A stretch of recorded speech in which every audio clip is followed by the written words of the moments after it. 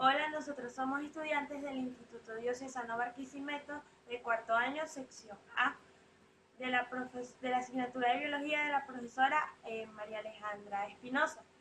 Y nuestro grupo está conformado por María Ángel González, Joana Cárdenas, Cristian Cordero, Lifraño Solano y mi persona, Arumi Manzano. Y les vamos a hablar sobre los procesos energéticos de los seres vivos, que son los que llevan a cabo la formación de los compuestos orgánicos a partir del dióxido de carbono y del agua, y los procesos de liberación de energía contenida en moléculas orgánicas. Entre ellos tenemos los tipos de fermentación, la fotosíntesis, respiración y liberación de energía, el transporte celular y el transporte de energía. Mi nombre es María González y yo le voy a hablar sobre los principales procesos energéticos de los seres vivos. La energía en los seres vivos se obtiene mediante una molécula llamada ATP. Los procesos celulares que llevan a la obtención de esta energía son 5, ¿verdad? Pero se dividen en 2. Uno de ellos es el proceso que lleva la formación a compuestos orgánicos a partir de CO2 y H2O. Este se divide en 2, que son fotosíntesis y quimiotesis. La fotosíntesis es uno de los principales procesos metabológicos de los que se valen las células para obtener energía. Y también está la quimiotesis, ¿verdad? Esta es cuando la energía necesaria para la reproducción del CO2 o compuesto orgánico proviene de la oxidación de sustancias orgánicas. Y también están los procesos de liberación de energía, contenidas por las moléculas orgánicas. Estas se dividen en 3, que son respiración aeróbica, respiración anaeróbica y fermentación. La respiración aeróbica, ¿verdad?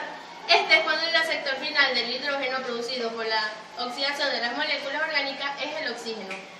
Y también está la fermentación anaeróbica, ¿verdad? Este es cuando el sector final del hidrógeno es producido por la oxidación de las moléculas orgánicas. Esta es una sustancia inorgánica. Y a este le sigue la fermentación. Este es cuando el sector final del hidrógeno, ¿verdad?, es producido por la oxidación de moléculas orgánicas. Esta producción de la reacción de cuestión.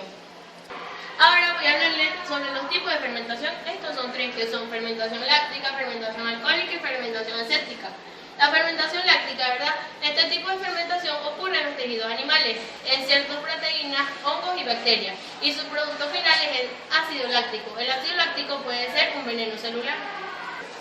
Y la fermentación alcohólica, ¿verdad? Esta fermentación ocurre en los tejidos de las plantas superiores y ciertas levaduras en algunos hongos y en algunas bacterias.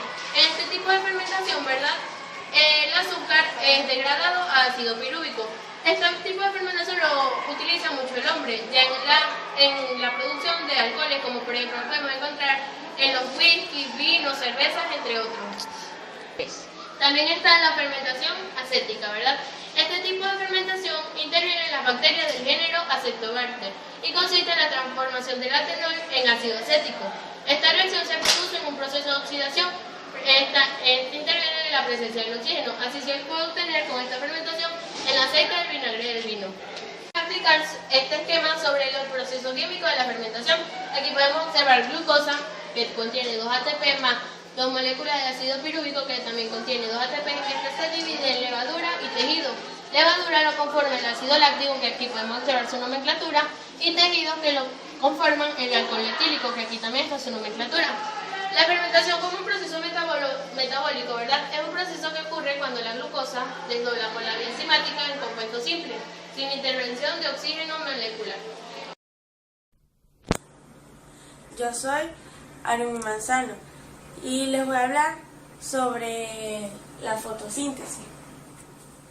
Vivimos rodeados de plantas y las necesitamos para alimentarnos, para recrearnos y para respirar. Comenzaré con definir el término fotosíntesis. La palabra foto, que significa luz, síntesis, que significa compuesto.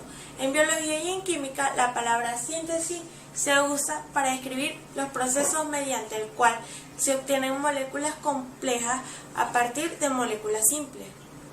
Entonces tenemos que la fotosíntesis es la capacidad que obtienen las plantas de transformar la energía lumínica en energía química. Su fórmula química se representa de la siguiente manera: 6 moléculas de dióxido de carbono más 6 moléculas de agua que producen la glucosa y 6 moléculas de oxígeno.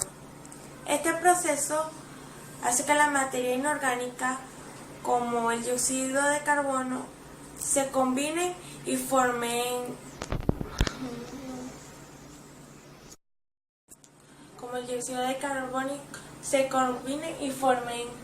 moléculas orgánicas como la glucosa. La fotosíntesis es muy importante para las plantas porque le permite generar su propio alimento y las define como organismos autótrofos capaces. Yo soy Arumi Manzano y les voy a hablar sobre la fotosíntesis. Vivimos rodeados de plantas y las necesitamos para alimentarnos, para recrearnos y para respirar. Comenzaré con definir el término fotosíntesis. La palabra foto, que significa luz, síntesis, que significa compuesto. En biología y en química, la palabra síntesis se usa para describir los procesos mediante el cual se obtienen moléculas complejas a partir de moléculas simples. Entonces tenemos que la fotosíntesis es la capacidad que obtienen las plantas de transformar la energía lumínica en energía química. Su fórmula química se representa de la siguiente manera: 6 moléculas de dióxido de carbono más 6 moléculas de agua que producen la glucosa y 6 moléculas de oxígeno.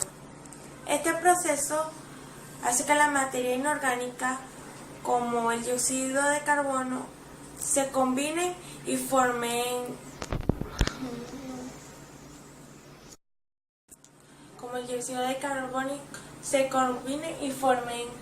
moléculas orgánicas como la glucosa. La fotosíntesis es muy importante para las plantas porque le permite generar su propio alimento y las define como organismos autótrofos capaces. De ello todos los seres vivos podemos respirar. Ahora vamos a ver lo que sucede en el interior del tilacoide. Los rayos solares llegan al fotosistema 2, que es el P680, y provocan la excitación de un electrón. A través de esa excitación se rompe el enlace químico del hidrógeno con el oxígeno y entrega 2 electrones cargados al fotosistema 2, que es el P680. Estos electrones se transfieren de una proteína a otra y van perdiendo energía. Se activa esta proteína y permite la entrada de moléculas de hidrógeno positivas, con cargas positivas, que están en el exterior con fuerza electroquímica. La cadena de transporte de electrones se carga con energía de los rayos solares en el fotosistema 1, que es el P700. Se produce gran concentración de moléculas de hidrógeno en el tilacoide, que salen al estoma por medio del ATP sintetasa. Los electrones salen y producen el NADPH.